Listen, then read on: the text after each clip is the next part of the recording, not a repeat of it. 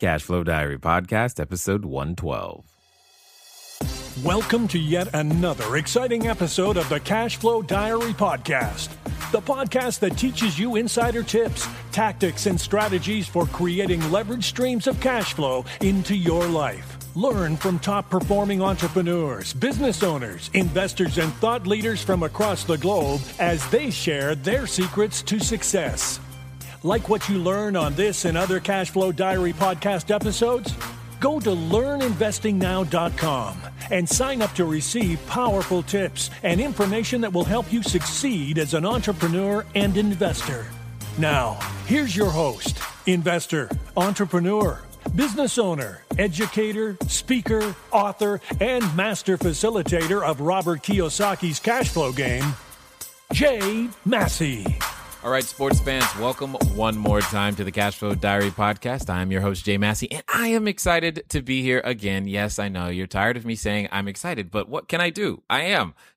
When you get to live closer to your values and that which you value, you tend to be more excited every day because you get to do the things that you like doing, the things that you enjoy doing, and most importantly, you have fun doing it. So, today's guest is going to be absolutely no different in that way. I bet you're going to see, if you haven't already read the short description of the title, you probably already figured out that today's guest has to have a passion for what she does. And what's important, she's going to share her passion with you and I in such a way that I believe you may become more passionate about it too. Today's guest is Wardee Harmon. She lives in Oregon with her dear family, where they garden and raise small livestock. Now, right there, how many people do you know raise anything other than trouble, right? She's passionate about traditional cooking, which I think we want to get her definition on. And she writes books and teaches online classes in the fundamentals of traditional cooking, sourdough, cultured dairy, cheese making, fermentation, kids cooking, dehydrating, and more. I love the United States because we can create cash flow in many, many different ways. So help me welcome Miss Wardee Harmon. Wardee, you there? I sure am. Thanks, Jermaine. Yes. So you just let the cat out of the bag. You just told them, my name is actually Jermaine, people. Now they know. It's all good. Let me ask you this. Small livestock? I wasn't supposed to say that? Oh, it's okay. It's fine. They know now, and now we're going to get questions. Let me tell them right now. The reason I go by Jay, guys, is because most of you can't remember Jermaine. Now, if you can remember Jermaine, that's completely fine. I'm fine with it. It's all good. So help me understand something. You raise small livestock? Where did that come from? Sure, I'd be happy to fill in the blanks there. Well, we love good food. So we have about 5.5 acres here, and we've raised a variety of animals over the years, from chickens and ducks to a dairy cow to sheep and goats. So we're not necessarily raising them all at the same time, but we have raised all of them, and they've provided food in the form of milk, eggs, or meat. So currently we have sheep and one goat. Awesome. Okay. Well, I see you got my attention when you said 5.5 acres. I'm like, oh, okay. So this is real estate, but no, this is a different way to use real estate, and you've come up with a creative way. Now, are you trying to tell me that if I want good food, because that's what you said, those were your words, are you saying the only way I can get good food today is to literally raise it myself? Well, raise it yourself or raise it from someone you trust. Most of the food in the grocery store is, well, let's just talk about meat, milk, and eggs in particular, unless it's organic, and sometimes those labels don't even tell you very much. Then pretty much the meat, milk, and eggs comes from a feedlot situation where the animals aren't eating the best food for them, which translates into them being ill, and their food that we end up eating is not very good for us. It has the wrong kind of fats. It might have traces of pesticides and antibiotics and medicines. They're not on pasture, so they're not like eating rapidly growing green grass that really puts wonderful essential vitamins into their meat and milk. So yes, that is what I'm saying. I'm a huge proponent of natural food. In fact, my site is called Gnaufglins, which is an acronym. It stands for God's Natural Organic Whole Foods Grown Locally in Season. It's sort of the whole picture of the best kind of food. Um, and that's what we love to do. And yes, I'm passionate about it. Got it. Okay, so I love what you've done because you've taken a challenge, a problem, and a problem, honestly, that I don't think a lot of people even know about, or at least not enough people know about, and therefore we're bringing light to that. But as an entrepreneur, occasionally that's what we have to do. We have to highlight the problem and then show the solution, and that's what you've done. And now, before you were an entrepreneur, and many of you know that I look at entrepreneurs like superheroes before we come in and save people from all the dangers that they don't even know exist. And we had an alter ego. We had a beginning. We have an origin story. So what I would really love to know is, how do you go from, hey, getting your food in the grocery store to, you know what, I can do a better job. Let me do this myself. Sure. I've been thinking about this question because I know you tend to ask your guests this. So here's my answer. Well, my husband and I got married. This was about 17 years ago, a little more than 17. And we have 3 children. We had them early in our marriage, and they all had issues. Plus, we did too. We didn't feel well. Environmental allergies, food allergies, eczema. And we love God. We want to embrace his design. And there's a link between the world he's created, the food it provides, and the nourishment that it gives to our bodies. And so early on, we clearly knew that that was worth investigating. Like, what is food? And with our health issues, we just felt strongly that food was a key part to that. And so that began our journey into the investigation of what does God want us to eat, and then seeing that conventional food is pretty much all about making money, bottom line, not nutritious, and many times poison, and that the symptoms we experience are just scratching the surface of what is this systemic, society-wide problem of illness. I mean, people are far more sick than we ever were with diabetes and cancer and heart disease. And pretty much all of it can be tied to our food system, which is very conventional, profit motivated. So our personal journey was reversing our own health issues through embracing what we call traditional cooking methods. You not only source high quality whole foods, but you prepare them in methods that ancient cultures did. That was slower and more intentional, and really made foods highly digestible and nutritious. Some of those methods would be like culturing foods, like old homemade sour cream or homemade yogurt. That's a cultured food that's probiotic, and probiotic is a real buzz phrase these days because lots of people are tuning into the idea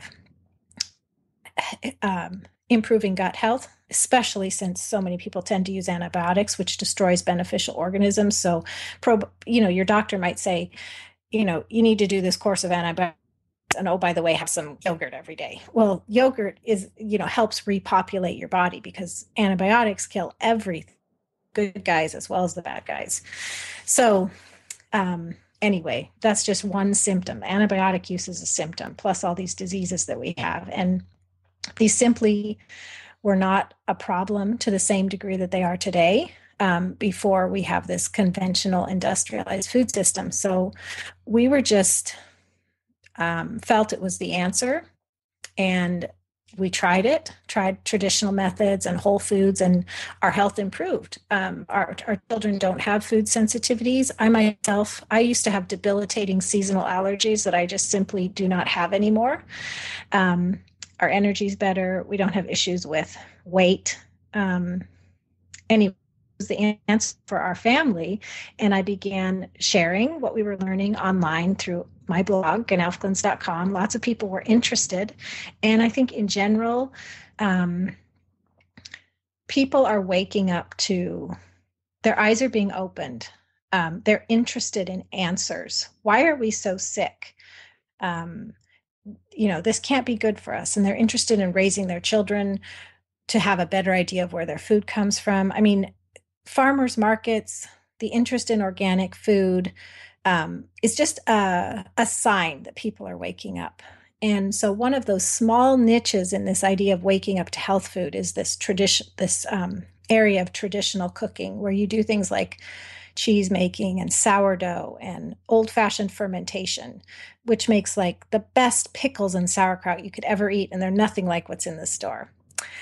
So there's this growing interest, and I wouldn't say we were ahead on the journey, but we were there at a good time sharing online, and there was a lot of interest. So I began teaching online about it. And that is what has turned into, in a nutshell, gnaufglins.com today, where I have a membership site where we just literally have hundreds of videos and step-by-step tutorials on all these traditional cooking methods. And a lot of our members are, there's people that are doing urban homesteading, there's people that are doing homesteading in the country. But no matter what, everyone is interested in sourcing foods, whether they grow it themselves or sourcing it from a local farmer, or even if it has to be shipped in from somewhere, from a company that really embraces healthfully grown, naturally processed, well done food. And so it's like a dream come true that this path we were on is also a path that others are on, and that we can help, that we can teach and share. Interesting. I mean, if here's the downside to all of you who are listening right now, is you can't see the look of shock and awe on my face. I'm just like, wow. There's just so much that's going through my head. How do you even develop the confidence? Because here's one of the questions that I start thinking business-minded ideas, is when you recognize a problem, is to turn that into a business, which is really what you've done. Specifically, and I've said this before, if you can solve it for one person, then you can solve it for many, because after that, it's just an issue of scale. And there's nothing better than solving your quote unquote own problem, which is which is exactly what you've done. And I guess what I'm caught between, it's not that you're against necessarily someone making a profit. You're saying the profit at the expense of health is where you're drawing the line. Is that accurate? Oh, yes, definitely. I mean, I'm not going to lie. I think that most conventional food choices out there are poison, with the sugar and the salt and all the processed foods. And, I don't know what the percentage is. It's very high. It could be like 80% of processed foods have genetically modified corn. And that's really bad. There's just Google genetically modified corn downsides. Okay. So yeah, I'm not against people making a buck, but I am against sacrificing health. And I think that's what the big ag, big food companies have done. And we are all paying the price. I mean, maybe the food is cheap, but we pay the price. We don't feel good. We have doctor visits. We have chronic and rampant antibiotic usage. We have diseases. So yeah, I mean, I think it's poison, most of it. Got it. I see. Okay, that's fine. That's perfect. So, and here's another way of reframing and thinking about that same thing. Remember, guys, you can choose good, you can choose fast, or you can choose cheap, but you should never sacrifice good. And what I hear you're saying is that we keep making the choice of fast and cheap at the expense of good. So I now have a question though. Because and again, I'm just your normal person. I'm probably asking questions that other people are thinking. But because I was, my experience has been anything that has been quote unquote good for me tastes horribly. So we've got to help me with that. Help me. Come on, Wardee. I know you can help me. Okay. Well, I can help you with that. And I can help you with something that you haven't asked yet. So the first thing is it tastes awesome. I mean, we're not talking low fat cardboard here. We're talking about whole fat milk and yogurt that tastes beautifully. I mean, the best cheese you could eat, the best bread slathered with butter, vegetables with, cheese and delicious sauces. The reason that health food has such a bad rap is because of all these these other food myths that we've been living in the modern age. One of them is, fat is bad. So, yeah, I mean, it tastes awesome.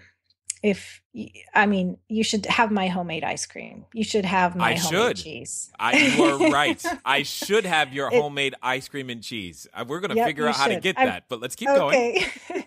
And so, I mean, taste is not an issue. Now, the second thing that you alluded to, which you didn't quite ask, which is because you said if it's cheap and easy, it might not be good. Well, what I'm talking about not only tastes amazing and is very good for you, but somehow along the line, people got the idea that doing things homemade and from scratch is hard. And it isn't. And that's part of the reason why I think we've achieved the success we have, is because we've been able to show people how easy it is and that you don't even have to sacrifice convenience. Now, I'm not talking about the convenience that's like you've got a box of microwave popcorn, you open a bag and pop it in the microwave and you hit the popcorn setting, so you don't even have to think about how much time it is. You totally walk away, it dings, it's done. Pour it in the bowl, eat it. Right. That's one kind of convenience. Yes, and that's very convenient too. It's very convenient. And of course, there's the cost to your health. The kind of convenience I'm talking about is you're already cooking anyway. A lot of these foods cook themselves. You're not slaving over the stove. You're like starting something to soak the night before and it's ready to cook the next day, and it cooks in half the time because it's been absorbing water since yesterday. Or I'm talking about popping popcorn with your kids right on the stove. I mean, my son and I make popcorn and we use a healthy fat, coconut oil or palm oil. And we choose great popcorn, organic popcorn kernels. And it's very quick. I mean, it takes literally a few minutes, and we enjoy the process. We have fun together. We know where it came from. So it's quick. And I myself, before we came to where we are now, I totally bought into convenience. I was a new mom, and the SpaghettiOs and the Pop-Tarts were just like calling my name because of how easy they were. No, you're going to take away my Pop-Tarts? Oh, come on. Yeah. So, but what I realized was we feel so much better, and it's not hard or takes a long time to do what we're doing. And there's so many more benefits in it, from the way that our family cooks together, from the way that we know where our food comes from. We can believe in the person who grew it, or ourselves if we grew it ourselves.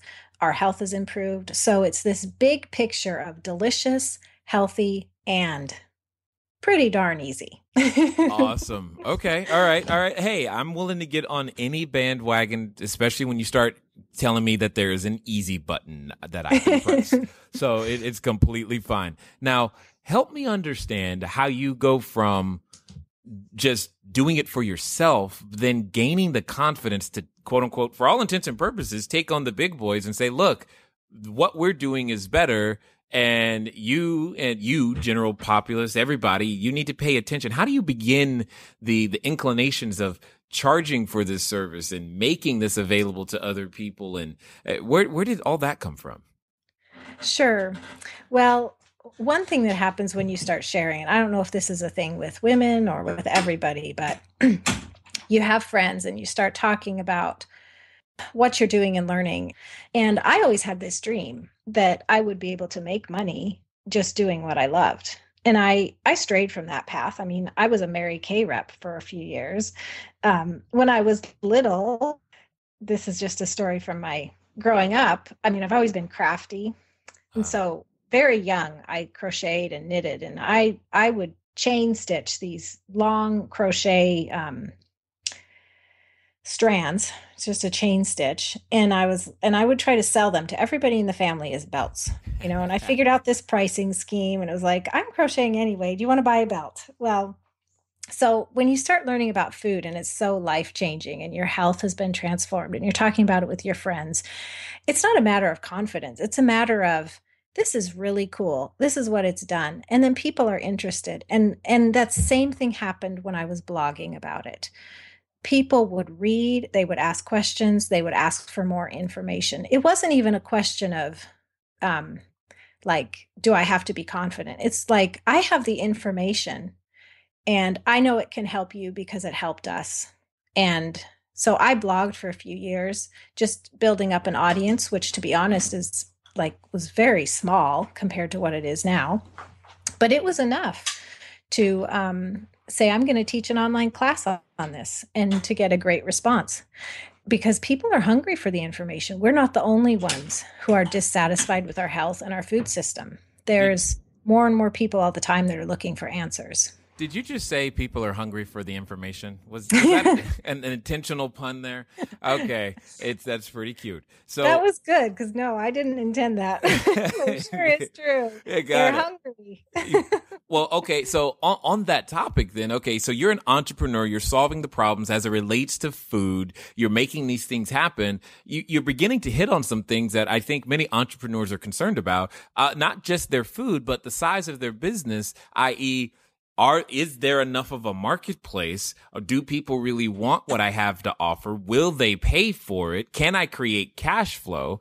Talk us through the process of how you came to the realization that all of those questions, the answers to all of those questions for you were actually, I can turn what I love to do, because that's another common misconception is if I love to do it, it doesn't make money. And if I don't love to do it, it makes a ton. So help us through that process for you and how you came to that realization. Are you tired of letting good cash flow generating ideas go to waste? Go to cashflowdiary.com/ready to apply for a complimentary, yes, that means free, one-on-one breakthrough session. Take action now. Go to cashflowdiary.com/ready. Again, that's cashflowdiary.com/ready. Before we get back to today's episode of the Cashflow Diary podcast, your host, Jay Massey, has some important insights to share with you. Well, as you can tell, I'm learning all kinds of things these days in many different ways. Our guest today has done an incredible job of just blowing my mind, and hopefully she's doing that for you as well. And I will get you straight back to that. Just want to make sure that everybody knows two things. One, the audiobook has been finished. Audible is doing its final Q&A, and hopefully they will approve and everything will be fine, and you'll be able to send it out to all you guys who are already on that list. 949-682-3565. The keyword is audio, AUDIO, or cashflowdiary.com/audio. We'll be able to get it to you soon. It is coming, and I'm so glad to say that. Speaking of things that are upcoming, one of the things you want to know about, if you've ever had a desire to be involved in multifamily, or more importantly, would like me to walk you through that process, we are starting a brand new mastermind group solely focused on multifamily buildings. I've never been able to repeat any of my mastermind groups, and I've been working all year to get to the point to where I could actually execute this one. And now it is time. Go over to cashflowdiary.com/multifamily. You're going to get 3 1-hour webinars complimentary that'll give you the groundwork necessary to get your multifamily business off the ground. And you'll see the special offer that we have there for you if you so decide that you want to do it. Cashflowdiary.com/multifamily. Download the ebook, watch the webinars. I hope that you will give me the opportunity to serve you and work with you in a closer way. And just so you know, we got people that are also not just in the U.S. making this happen. So yes, it will work where you are. I'm looking forward to working with each and every one of you. Well, can't work with all of you, but you that are on the fence, you the one thinking, does he mean me? Yeah, I'm talking about you. Anyway, let's get back to the interview. Sure. Well, I think ideally, the way you make money should be something you love to do. And I don't really see how a person could sustain it if they didn't love it. So this was a good match. And my husband and I always talked about, the dream family business for us would be something that could piggyback on what we do. So, and this was so life-changing for us that at the time that I started teaching online, I was introduced to this concept, and it's a course, but I don't know if they sell it anymore. It's called Teaching Sells. And they were talking about how online courses are huge, or they're huge, but it was just at the beginning. And so they would train you to do it. Now, I didn't actually take the course. I consumed all the free materials. Um, and then I just decided to do it myself. But that's where I went to my husband and I was like, this is it. I know this stuff and people don't know it and they're asking me for information. I want to teach this. I can do it. And they want it. So, and then at the same time, I was introduced to the concept of, and I might not be naming it correctly, but it's the idea of 1,000 true fans. You just need 1,000 true fans to build a viable business. I didn't have a number. It's not like I said, okay, these 1,000 people are true fans, but I knew the audience was big enough that it could very well go.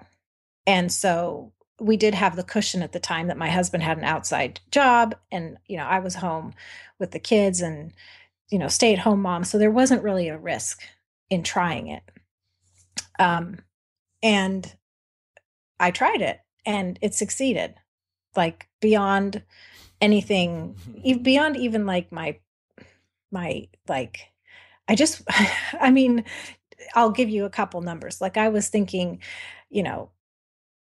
I would just be awesome if like 50 to 100 people signed up, but I will even take 40, right? Well, more than 600 people signed up. So that's at least 6 times my minimum goal, which was not really even my minimum. My minimum was like 30 to 40 people would be interested. So it was just amazing. It really was. It was this great validation.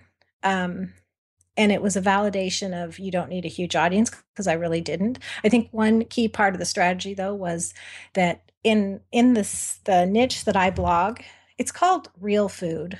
They're real food bloggers, but you can even niche down to traditional food bloggers. And nobody was doing it. Nobody had any product and we were friends.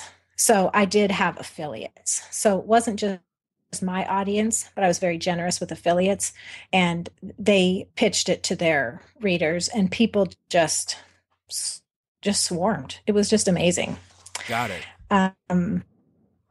So your distribution wasn't okay. That's an interesting way of attacking your distribution, and I totally agree with lots of that. Having it doesn't take a lot of people. That's interesting that you were able to do that because again, obviously, if you haven't guessed, this is not my area of expertise, and I'm like learning as I'm talking to you right now because there's this thing you're saying there's a delineation. There's a subject called real food, and then there's something called traditional food or traditional cooking. Mm-hmm. Interesting. Okay. And well, I mean, there's so much. There's like internet marketing. There's mommy bloggers. There's health and fitness bloggers. There's finance bloggers. There's from scratch cooking bloggers. Well, the niche I was in, am still, is real food. But if you niche down even further, it's traditional cooking or traditional foods. And if you niche down a little further, I mean, our primary audience is Christian. So it's also faith-based people looking for answers for health and nutrition. And I think that's, I mean, from the very get-go, although, today I can clarify it and say, this is my target audience. I didn't really have it written out back then, but we knew. And so our kind of core values and who we were speaking to was just part of the language, and it really resonated with people. Totally understood. Yeah. But you're bringing up another good point that I always like to make, and I just want to hear your take on it because you just said something I think is so key to so many people is that they haven't written their first offer, they haven't started their business. They're thinking, oh, I'm going to write all this stuff out. It sounds like to me you just started and quote unquote let the chips fall where they may. Sort of. I mean, I was selling to somebody just like myself because I had been there where I didn't tell you this as part of my origin story, but we had all these health issues. I was introduced to the idea of traditional cooking and I was like, this is too overwhelming. It's too hard. It's going to take too much time. I'm not doing it. And I put it aside for a few years. And then it was like our health just kept getting worse. It was already restrictive and hard to avoid all these foods. I was like, I went to my husband. I was like, why don't we just try this? And he was like, yeah, let's try it. So my own experience was I'm overwhelmed. I need somebody to like teach me step by step. Now I didn't have the step by step person, but I had the feeling of overwhelm. So one of the big marketing messages I did that first go round. Before my site turned into a membership site, it was just the one class. And the pitch was, are you overwhelmed? Because most people who are interested in traditional cooking are like, that's too overwhelming. I can't do that. And I show them that you can. And that was my pitch. This was somebody just like me 2 years before or 3 years before. Got it. Got it. That makes sense. And again, guys, that's where the concept of investor identity comes from, is that when you're trying to provide a product or a service to anybody, start with yourself as the first person to try to serve and solve for, so that you can move on from there. So, help me understand, talk us through, you have the first class, you have a bigger response than you even could possibly imagine. I've got an interesting real estate question. Did you already have the 5.5 acres at this point? When did that come into play?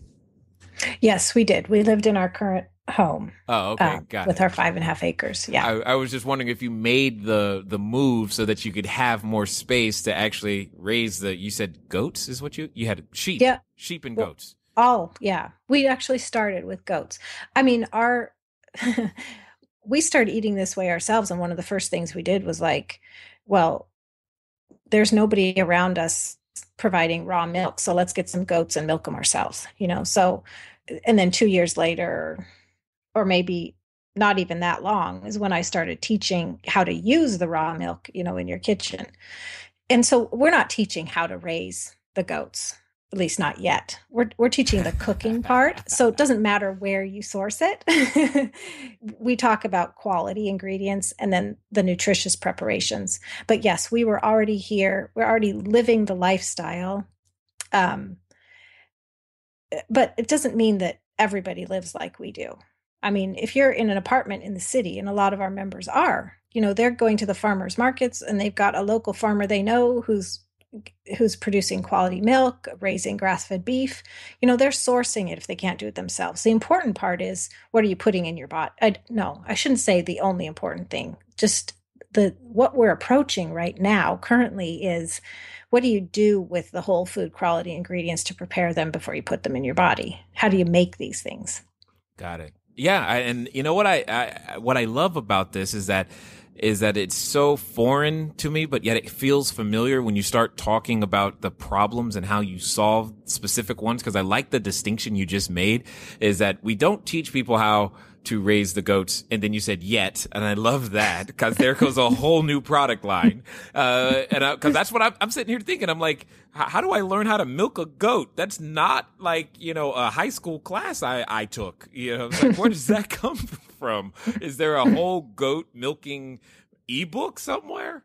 Anyway. Oh, yeah, there are. I'm sure there are. The information is out there, believe me, because I had to learn it. Exactly. And that's what I'm saying, is that you've taken information that has traditionally been more challenging to obtain, more challenging to even find. I mean, oftentimes, if it's not easy for us to go find it, we quit. Even though it's something we could be passionate about. And what I admire about you and what you've done with your family is that you live very, very close to your values. And that's one of the things that gets me excited every morning. It's one of the things I am the most grateful for. I can only tell you how many times I prayed when I was working a traditional job. I hope to one day be able to have the opportunity to work closer to my values. And we get to do that today, which I can relate from that aspect. And I'm just amazed of where you found the opportunity. That's probably I hope the biggest thing people are getting from this message is the opportunity is in front of you. It's there. It's somewhere. And it doesn't have to look like my opportunity, because what you do and what I do could not be any more different. But yet we're both able to go out there and create a business by solving other people's problems. That is so true. And I mean, it takes you saying that, or my husband, or just a day off to just step back, because I mean, things are more complicated now than where they start, because we maintain a lot more content. We've got a team, we've got tons more people, support. And when you're in the day-to-day thick of it, I, at least, don't realize what a dream come true this is, that something that I love is supporting our family. And not many people get to experience that. So it's just a blessing. Agreed. And I was on stage probably a few months ago with John Assaraf, and one of the things that one of the participants came or said to me was, I never considered that I could do well and do good at the same time. And until she said that, I hadn't considered that that's what we were doing. But I'm like, oh yeah, you're right. Yeah, that's a great idea. Do well and do good. And you're doing the same thing, just in a completely different way, by helping people like myself. And I'm sure my wife is going to listen to this. And if not, someone who listens to this is going to email her saying, hey, you should listen to this one. Because you can grow up thinking that you can't do these things. We're so disconnected from the earth and the way the things that God intended when it was first created, that the idea of, you get your food at the grocery store. Why on earth would I ever, have you raised chickens too? If you don't know, of course you have. Yeah. Of course. So why on earth would I ever do that? I live in an apartment. They don't let me have pets, let alone a chicken. So, these are interesting concepts that you bring to us. So other than the farmer's market, then let me ask this question. Where could someone go to get their food if they don't have a farmer's market nearby? How do they do it? If they live in the city and they don't have a farmer's market, what are they going to do? Sure. Well, I'm not 100% against grocery stores. And in fact, quite a few of them are developing because of the customers are asking for it. There are pastured, it's called grass-fed for some animals. It could be pastured for other animals. But the idea is the animals are raised in a natural environment. They're not fed antibiotics in their food. They're given a natural diet, pasture, and maybe some supplemental food. But anyway, people are asking for it. So a lot of grocery stores are actually catering to that, and they would have a natural food section. And it's not that I would go in and just automatically trust. I would still do some research into the farm and make sure it lines up with what I need. Another option is there are websites out there. One of them that comes to mind is called eatlocal.com. And you can put in your zip code and you'll get an output of farms and producers who have put their information in the database and what they offer. And there might be CSAs, which is community supported agriculture, where it's a farm that's raising things or acquiring things from high quality sources and like putting together a weekly box that could have just produce, could have fruit, could have meats, or a blend. There's also you pick farms where you can go pick your own fruits and vegetables. Farmers markets are listed, or just people that are raising backyard chickens. I mean, they might raise 100 or 200 pastured broilers a couple times a year, and they list it there, and then you can go in on it. So, and you might find grass-fed beef, pastured pork. It's growing. You could also just, like the traditional food movement, there's a nonprofit organization that really does a lot of work in this. It's called the Weston A. Price Foundation, named after a dentist who traveled the world and looked at traditional cultures and their diets and studied their health and found that they had virtually no disease, and kind of studied what they ate. And then they were unpolluted, for probably a good word, by modern diets. So anyway, this foundation is named after his work. He's passed on. He was back in the 30s. And they have a pamphlet they put out every year with good, better, and best choices of all kinds of foods. There are also chapters nationwide and even across the world. So on the website, westonaprice.org, somebody could go and find a local chapter in their area, contact the chapter leader, and they very often maintain a list of people in the area, whether it's a herd share for raw milk or lightly pasteurized milk, and people who raise all kinds of livestock or produce. So you could go to the health food store. Oftentimes they have a bulletin board, where people that have something for sale that would benefit others who are interested in natural foods, health foods, they might put up a listing there. People on Craigslist, there are listings for natural food on Craigslist. It's quite amazing how much people have woken up and are networking around this and building little, communities within communities of people who know each other. And it's just a matter of finding the person or persons who knows, and they can be found. And then you can, a whole world of opportunities can open up. Agreed. Because this is I am being enlightened, and I can tell and I can hear why you have chosen to provide this content, because I can hear it, and I'm sitting here going, how many options could there possibly be outside of a grocery store? And I was just like, oh, so what you're saying is there's more. Lots. Got it. I hear you. So now, I don't want anybody to get the wrong idea, because we actually have a great grocery store with a really good natural food section. So I go to the grocery store once a week. I just don't buy what most people are buying. Got it. Yes, you're buying different stuff, because she's like, I got that at home. Literally, it's walking around outside. I fed it this morning myself. So totally understood. My question though is you began to highlight, I think, the challenge that many are having. So I want to make it a little bit easier for everyone listening to be able to find, because you said it's a matter of finding your entry point, finding that person or persons that have that network and that information, which clearly you have. So you got to share with us, for the newbies like myself, how do we get started? How do we find out more about this, what you call it, traditional food movement? Because see, that was even a new term to me. How do we find out more? How do we get in contact with you, so that if we're interested in going down this path, we could use you as our guide? Sure. And I would be thrilled and honored. My site is gnowfglins.com, which is GNOWFGLINS.com. As I said before, it's an acronym. Google does know it. If you just begin typing GN, it usually will auto-populate. An easy URL for you is traditionalcookingschool.com.